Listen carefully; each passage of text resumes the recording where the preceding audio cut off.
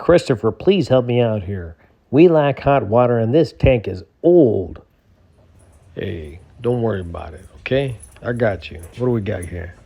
Ooh, saddle valve stabbing the cold water inlet. What is this? Carbon monoxide leak?